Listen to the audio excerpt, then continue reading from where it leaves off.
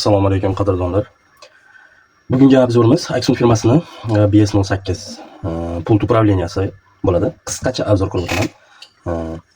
Bu pult upravleniya nima uchun kerak? Asosan sizda допустим ham ko'p apparaturalaringiz Aksun firmasiniki bo'lsa, fen yoki blok pitaniya yoki havo so'rg'ich,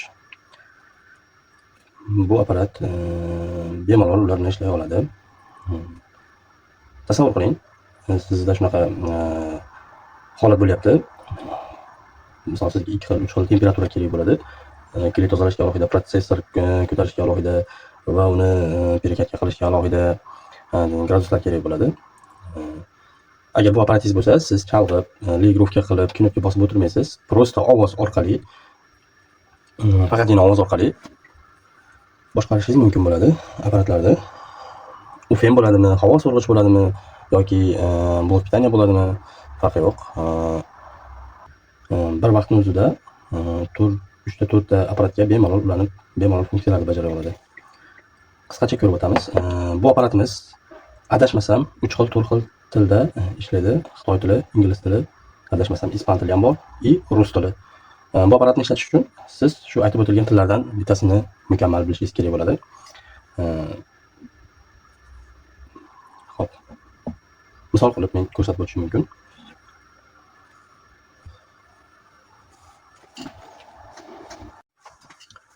Ko'rib turganimizdek hozir bu apparat pult upravleniyamiz Aksun firmasining H314 feniga ulangan. Hozir biz ovoz orqali uni boshqaramiz, ya'ni buyruq orqali. Привет, Aisha.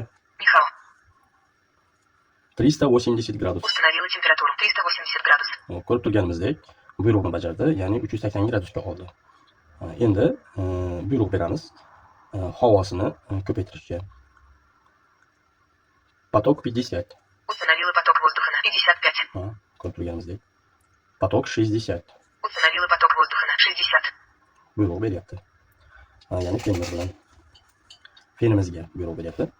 Endi o'tkazish uchun bu apparatdan, misol fendan допустим havo so'rg'ichga o'tkazish uchun prosta buramiz yengilgina bu voltage, ya'ni blok pitaniyamizga hozir ulangan va havo so'rg'ichimizga ulandi hozir. Mana ES02, u ham Aksun firmasiniki. Qaytarib o'taman.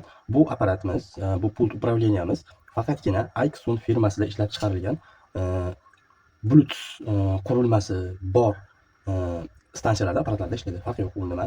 U xoh payalnik bo'ladi, xoh fen bo'ladi, xoh havo so'rg'ich, farqi yo'q. O'shlarni qo'llab-quvvatlaydi. Xo'p, endi buyruq beramiz. Привет, Aisha. Михаил, Поток 100.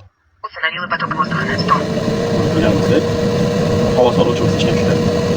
Привет, Aisha. Привет, Aisha. Михаил, Поток 10. установила поток воздуха на 50. Поток 10. Установила поток воздуха на 10. Ko'rib turganimizdek juda ham qulay ishlatish uchun men qanchadan beri ishlataman bu qurilmani? Juda uzoq vaqtdan beri yetarlicha o'rganib bo'ldim.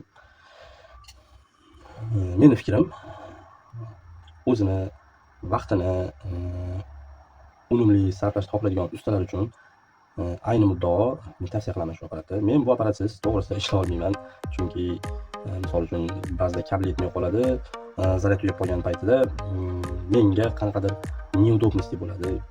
Xullas mazza qilib ishlay olmayman dedi qilib. Vaqtdan yutasiz. Siz birinchi vaqtdan yutasiz, ikkinchidan chalg'imaysiz. Ожидаю команд. Kimga qiziq bo'lsa, shu apparatimiz Smart Tools do'konlarimizda bor. Bemalol murojaat qilishingiz mumkin. E'tiborlar uchun kattakon rahmat. Qanaqadir bir savollar bo'lsa, bemalol lishaga yozishingiz mumkin. Yana ham to'liqroq qilib tushuntirishga harakat qilamiz.